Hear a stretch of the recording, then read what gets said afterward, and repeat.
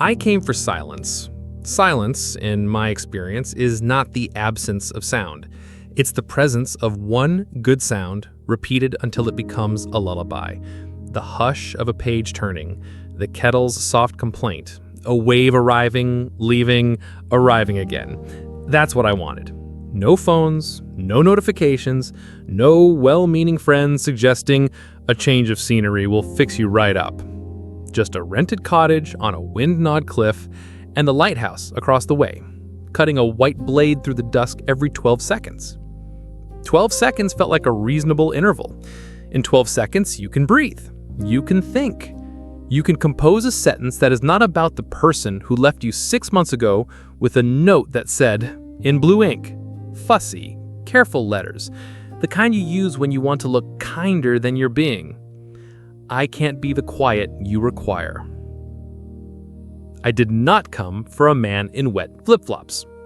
Delivery, he said on my first afternoon, and swung the door open with a hip as if it belonged to him. The door, I mean. Toothbrush. Uncle says you writers forget basic human needs once you start brooding. He was all salt and summer, tan forearms spattered with white paint, a navy t-shirt that had lost the argument with his shoulders, and hair that couldn't decide between curl and chaos. He held up a toothbrush like a flag.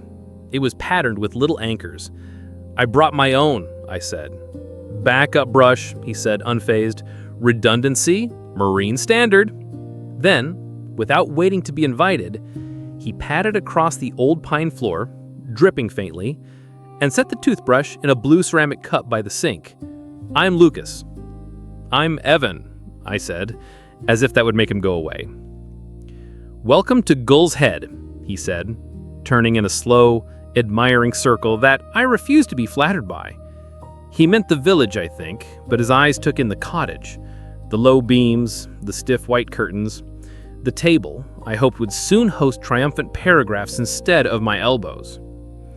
If you need anything, and you will, because men rarely know how to pack, I'm at the Lighthouse, and so was Uncle. You'll hear the foghorn at night if the wind swings north. It sounds like a whale with opinions. He grinned at me. I did not grin back, but something in me had the nerve to wonder what it would be like to grin back. He made no move to leave. He strolled to the window and put his palm on the glass as if the view required steadying. The lighthouse stood on its knuckle of rock beyond the cove. White stone, red lantern room, the fan of the gallery like a child's sketch of a crown. The beam winked once, twice, and then vanished into daylight as if embarrassed to have been caught. You get the light straight in at night, best sleep of your life. Some people complain, but I say, if you can't sleep to a heartbeat like that, you're listening wrong. I like quiet, I said. And yet, he said cheerfully, you rented a cottage across from the loudest heartbeat in town. Interesting choice, Evan, who likes quiet. It's not loud. It's predictable. He pointed the toothbrush at me. Ha! Spoken like a man in recovery. If you were a boat, what would you be? I am not a boat, I said. Correct, he said, as if I'd passed some test. Because you are ashore, and because you have shoes that were not designed for sand. But if you were a boat. I sighed, which seemed to please him. A dinghy, small, useful, not flashy. He wrinkled his nose. Or a lighthouse tender, he said. Reliable, sturdy, bring supplies when it counts.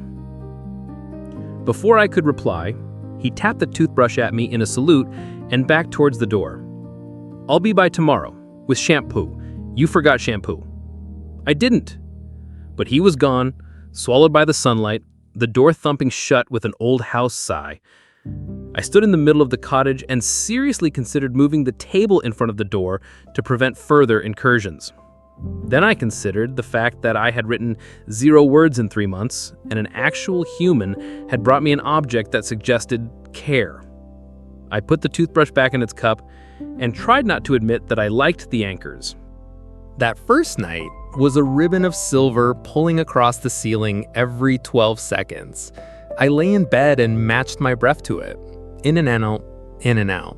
and imagine the lantern room high and warm and windstruck, a revolving heart. You can understand a lot about yourself if you're willing to lie awake and be lit, fraction by the same piece of sky. In the morning, coffee tasted almost like writing. I opened my notebook and wrote a sentence. Then I crossed it out because all first sentences are liars. On cue, as if summoned by narrative, Lucas arrived again. He did not knock. He did, however, have shampoo. "Delivery," he said, holding up a bottle of something with a sea green label. "Sea kelp. It's like salad for your hair." I brought...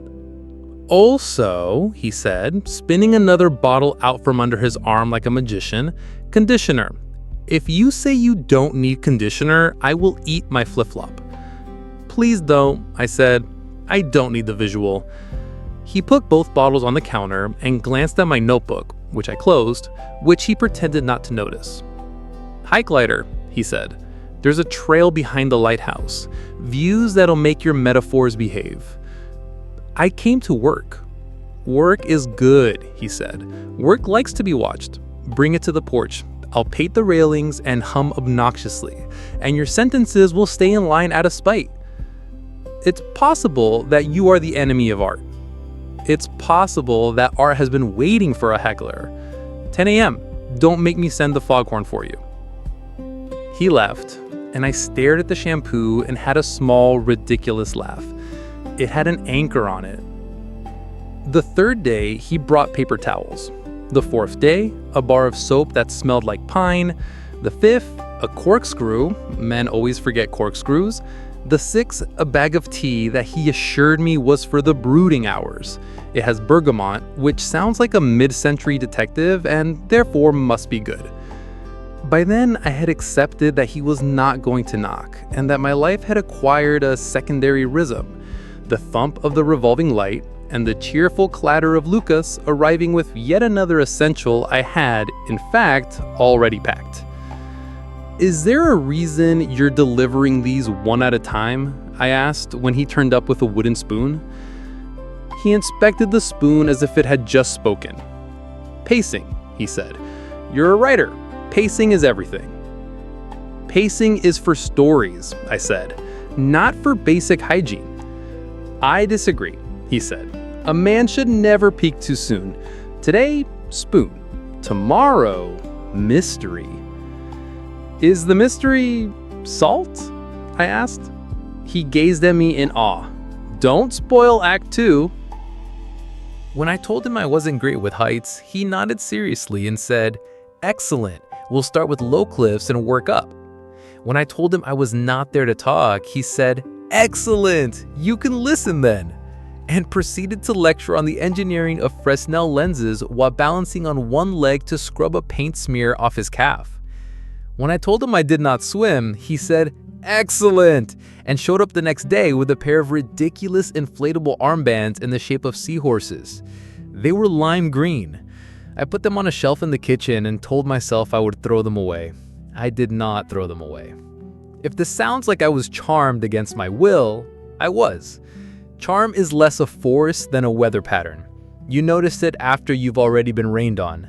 Sometimes it manifests as competence, sometimes as kindness, sometimes as a refusal to be discouraged by another person's careful edges. The weather, meanwhile, shifted in earnest. By the end of the week, the village braced itself with the efficient choreography of a place that remembers.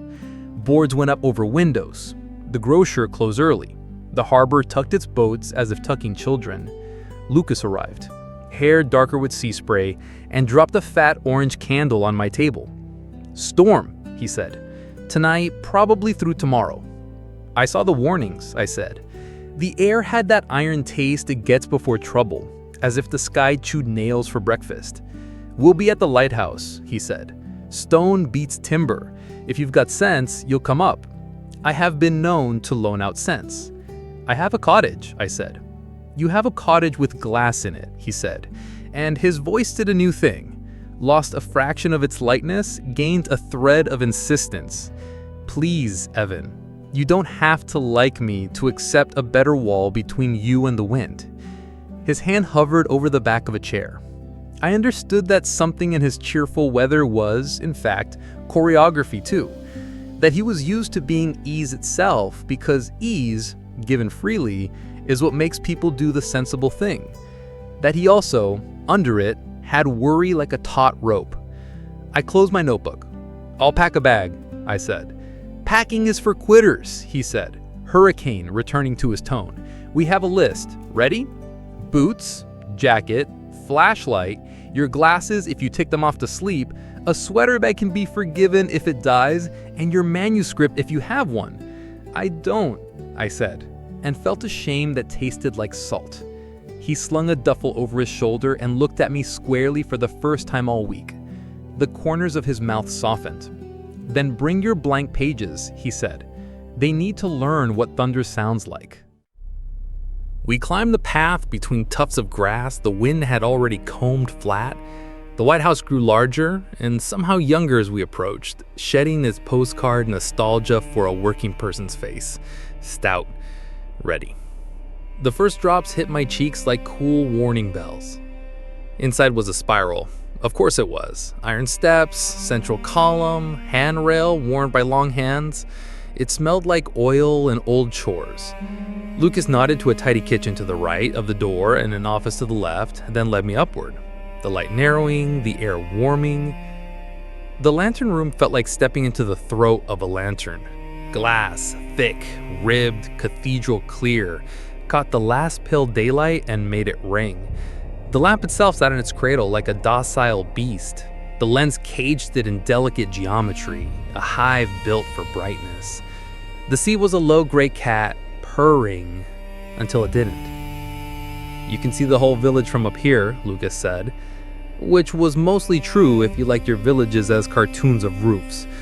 "And the weather, early." He moved around the lantern room with unshowy competence, checking gauges, peering at the generator panel, thumbing a paperback manual whose pages were soft and familiar. "Uncle's resting," he said, as if I'd asked. He twisted his knee last week lifting a crate he swore weighed exactly 2 sandwiches, so I've got this while the storm's on. "You're... what do you call this? An assistant keeper?" I said. "Apprentice meddler, seasonal nephew. I study marine engineering when I'm not playing fetch with the ocean." Wind slapped the windows in a way that was not, strictly speaking, a metaphor. The beam came on as if it had decided we'd had enough of suspense. It swept, slow and righteous, across the gray, across my face too, and Lucas's, and the room. "See?" he said. "Heartbeat." The first thunder rolled in from nowhere and everywhere. The second was closer. The third put a decision in my body I did not know I'd made. Stay. We set up camp 2 floors down, where the stone walls were thickest. The kitchen delivered a stew that could have fought off any number of existential crises. Lucas talked. I learned more about light than I knew there was to learn. "Fresnel lens," he said, pronouncing it with smug French competence. "Refractive index, catadioptric." I nodded as if I weren't enjoying it. "Wanna help with checks?" he said, rapping his knuckles on a panel that pretended to be asleep. "You mean climb up into the glass throat during a storm," I said. "Yes," he said brightly. "You'll be strapped in. Fair warning, I will talk the entire time. It's how I hold the building up." "Fine. But if you tell me about your favorite sandwich fillings again while Lightning looks for a hobby, I will throw you to the favorite Lightning." He gave me a harness and a briefing and a smile that managed to be professional and delighted at once. We climbed. The wind shoved. The light swung its white arm through rain and then through us, like anointing. We were halfway through the checklist when the room hiccuped. That is what it felt like, a hiccup in the mechanism, a catch in the light's throat that made the beam twitch. Lucas swore, in a way that suggested respect for words. He lunged for a lever, steadied something, frowned at the gauge as one frowns at a dog about to make a bad choice. "Stay," he told the lighthouse, absurdly. It did not do it. The beam stuttered again, more pronounced. He opened the housing, and a hiss of rain-stiff air and old heat hit my face. "Generator's being coy," he said. "The backup's sulking. Hold this." He slid a metal bar into my hands, then my palms. because the bar was less a bar and more a muscle of the machine, and the machine was suddenly a thing that needed muscles and hands. My fingers found the notches where someone else's fingers had found them. "I'm not mechanical," I said. "You're human," he said, already elbow deep. "That's better." It is an odd thing to be necessary. I felt my breath go low, my eyes go quiet. The room shrank to Lucas's shoulders and the small white scar that lived near the base of his thumb, and the way the rain made 1,000 silver needles on the glass. He worked with a speed that was not panic, more like a dance he'd learned. Loosen here, tighten there, coax rather than force, curse when appropriate. The beam went dark for a beat, and darkness in a storm feels like a dare. "Come on," he said to the generator, as to a stubborn friend. "You and me, Uncle's knee. Show me your good behavior." The generator considered, coughed, and then, with a grumpy flourish, returned to itself. The beam came back with a sweep that felt like a laugh. He grinned, a brief, fierce thing that I found myself wanting to keep. "Knew you had it," he said. "You okay?" "I'm holding a lighthouse," I said. "You're good at it," he said, and turned his grin on me. He went to close the housing, and because storms love irony, the wind pitched the handful of rain into his face and drove the door against his hand. He jerked it back, swore, and in that word was pain like a dropped wrench. "Let me see," I said too fast. "It's fine," he said too fast. "Lucas." He held it out. A crescent had opened across his palm, tidy as if drawn by a stern teacher. Blood, no metaphor there, welled obediently. The sight of his skin unbuttoned did a strange, tight thing in my chest. Not fear, maybe anger at the world for scuffing him. "Downstairs. Water, bandages." "Bossy," he said, faintly pleased. "I like it." We clanged down 2 floors, wind humming in the iron. In the kitchen, the light's rhythm pressed through the walls. 12 seconds, 12 seconds. I washed his hand with the care of a man who once learned to do tenderness and for a while forgot. He watched me with a silence I had not until then seen him wear. It suited him. "You talk when you're scared," I said after a while. He exhaled through his nose, which was as good as a nod. "And when you're not," I added. "I am a generous person," he said. I taped the bandage. He flexed his fingers and winced and made that face people make when they're deciding whether to be brave. "Confession time?" he said. "Do I get a choice?" "No," he said, and the storm boomed agreeably in the rafters like a laugh track. "Uncle gave me a box for you on day 1. Shampoo, soap, paper towels, tea, candle, corkscrew, wooden spoon, salt, the whole prop cupboard. He told me to bring it right up." "And you ignored him because you hate efficiency," I said. "And because I wanted excuses," he said. And the look he gave me then did not ask for a joke. "I wanted time to see if you'd let me." I realized abruptly why the light had felt like a heartbeat, because every time it painted Lucas's cheekbones, something in me moved. "You could have just," I began, and stopped, because the sentence was not honest. I would not, in week 1, have invited this into my quiet. "You like predictable things," he said, gentle. "I thought I'd come with a schedule." 12 seconds, I said. He laughed, and lightning reached its hands into the windows and rattled them for emphasis. The generator grumbled like an old dog, but held. "Stay up here," he said, when the worst of the laughter passed. "We'll ride it out in the lantern room. We need to keep an eye on the beam, and the gallery's safer than the stairs if something shifts. Also, if the roof goes, we get to say we saw the sky fall." This is your idea of reassurance, I said. But the truth put its hand on my shoulder. I wanted to go back up. I wanted the glass, the light, the sense that we were inside a lantern and the world was the moth. We climbed again, slower.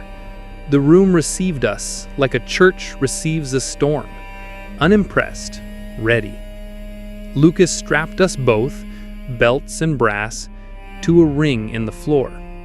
The beam made its lazy revolution, except lazy is the wrong word. It was deliberate, like a metronome that knows music will fail without it. Rain wrote to us on the panes. Wind signed its name under the letters. We were 4 hours in the lantern room, and then 6. Time stops meaning anything during a storm except the space between one sensible choice and the next. We checked what there was to check, and when there was nothing, we sat with our backs to the lamp's pedestal and let the light pass through our faces. He told me about school, the way he loved the math of water, the way problems yielded if you stopped trying to impress them. He told me how he'd come for the summer when his uncle's knee went stubborn, and how it felt good to be needed by something as uncomplicated as a tower that says, "Here." I told him about the time I wrote a novel that made my mother cry in the wrong way, and the time a reviewer called my prose measured, which sounded like a compliment until someone else called it quiet to the point of anesthesia. I told him about the fluorescent lit room where the man I loved said, "I need noise," and left. Quiet is not absence, I said, surprising myself. It's attention. It's hearing one thing properly. I am very bad at that, he said with mock solemnity. You are very good at pretending you are bad at it, I said. He tilted his head, considering me the way you consider a knot. I talk, he said, slowly, because it feels like a rope. If I stop, I'm not sure what I'm tied to. Me, I said, and then tried to take it back with a mouth I no longer fully controlled. Sorry, it sounded right, he said, and the light touched his mouth and moved on. The storm battered its hands tired against the glass, and then, grudgingly, took a breath. We did not so much decide to kiss as realize we had moved into a sentence where that, grammatically, was the next word. He leaned in, unshowy. I did not retreat. The strap dug into my shoulder. The room smelled like hot metal and rain and the memory of soap. His mouth was warmer than the world. It did not fix anything. It did not have to.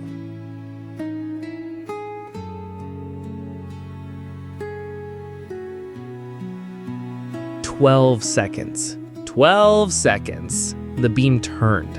Between flashes, we were shadow. Then we were lit again. 2 men with wind in their hair and a difficult benevolence in their lungs, suspended like pages in a book that had finally found its burb. Morning arrived as if it had been waiting in a room down the hall for the storm to finish rehearsing. The sky opened its blue like a clean sheet. The village uncurled. The sea put its claws away and pretended innocence. Down on the path, ghouls performed whatever ceremony ghouls perform in the aftermath of drama, which involves a lot of screaming and no decorum. We unstrapped. We climbed down. The kitchen made toast taste like victory. Lucas flexed his bandaged hand and made the face of a person who intends to pretend it doesn't hurt. "You should get that scene," I said. "It has been seen," he said, "by a very stern person with excellent bedside manner and a vendetta against germs." I said, pretending not to flush. We stepped outside into a world that had been washed and wrung. The lighthouse gleamed as if proud of itself. The beam was off for daylight, and I missed it immediately. He walked me down to the cottage, which had held its shape. The anchor toothbrush was still in its cup, smug with survival. The lime green seahorses stared with existential surprise from the shelf. On the table lay my notebook. The page was still blank. Except it wasn't. Some storm was still moving inside me, and where it went, it left letters. I picked up my pen. Lucas leaned in the doorway like a man who intended to be a doorway for a long time. "Coffee later," he said. Easy, unassuming. "I'll bring everything," I said. He smiled like a man discovering a new favorite word. "Everything," he agreed. "I'll leave the light on." I wrote. There are people who talk about inspiration as a lightning strike. I think it's more like a lighthouse. Steady, slow, unshowy, arriving again and again at the same place until you say fine and open the door. He came every day with deliveries he no longer pretended were necessary. A pie his uncle swore cured survivor's guilt, a coil of rope he'd found washed up like a paragraph in need of an editor, a postcard with a cartoon whale saying, "You okay?" He came with stories and patience and interruptions that didn't feel like theft. We hiked the low cliffs and the high ones. I wrote on the porch while he painted railings the color of restraint. He hummed. The sentences stayed in line out of spite, and then gradually because they liked the company. We went to the market where the grocer called me Writer as if it were my last name and slipped an extra lemon into my bag. We learned the weather of each other's faces, the way delight moved, the way worry hid, the way a man looks when he's deciding to be brave about small things. We discussed favorite sandwiches with an attention that bordered on theological. When it was time to go, because the cottage was rented to someone else and an actual life, waited inland, I put my anchor toothbrush in my bag and ignored the feeling that I was leaving a part of myself in the blue cup. He met me at the path with a box. "For your city," he said. A very delayed delivery. Inside, a jumble that would make no sense to anyone but me. The wooden spoon, the tea, the candle, the ridiculous armbands with their green seahorses, a bar of soap, a corkscrew, the toothbrush I already held, salt, a small sketch done in pencil of a lamp in a glass throat, and a man's hand on a metal bar, not holding up the lighthouse exactly, but participating. "You're a meddler," I said. "I am a lighthouse tender," he said softly. "It's in the job description." I kissed him on the path. We didn't discuss what came next. Some stories deserve a present tense. Back in the city, the noise pressed in on me like a badly tailored suit. I wrote, yes, but the sentences leaned toward the sea even when I wasn't looking. Every kettle whistle was the wrong pitch. Every street lamp felt like an imitation of the light. The toothbrush with anchors sat by my sink like a souvenir from a dream. The green seahorses watched me from the shelf with the expression of inflatable objects that know they belong somewhere warmer. The candle with the lighthouse label refused to burn without smelling like him. 2 weeks in, I stopped pretending I was fine with it. I booked the cottage again, packed before the ink dried on the reservation. On the train south, my notebook sat open in my lap. At the first glimpse of the lighthouse, white stone, red crown, my pen wrote a single word: home. And there he was on the path, arms folded, pretending he hadn't been watching for me all morning. "Delivery," Lucas said. "It's a long one, might take years." I grinned. "Good, I like a slow pace." The light turned slow and steady, as if approving the schedule. What you've been listening to is what came next. I wrote it with the sea outside, the light sweeping the walls every 12 seconds, and Lucas turning up at the table with coffee and entirely unnecessary deliveries just to see if he could get me to stop mid-sentence. I wrote because the storm taught me that I had more verbs than I'd let myself use. I wrote because a man with a bandaged hand and a generous mouth convinced me that quiet is not a punishment, it's a kind of devotion. On the title page, I wrote this: for Lucas, who kept the light burning when I couldn't. He says the dedication makes him sound like a piece of equipment. I tell him that in a world of fireworks, it is no small thing to be the metronome that keeps a man's music from falling apart. He puts a wooden spoon in my hand and says, "Stir the stew, writer." And I, who have always liked instructions, do.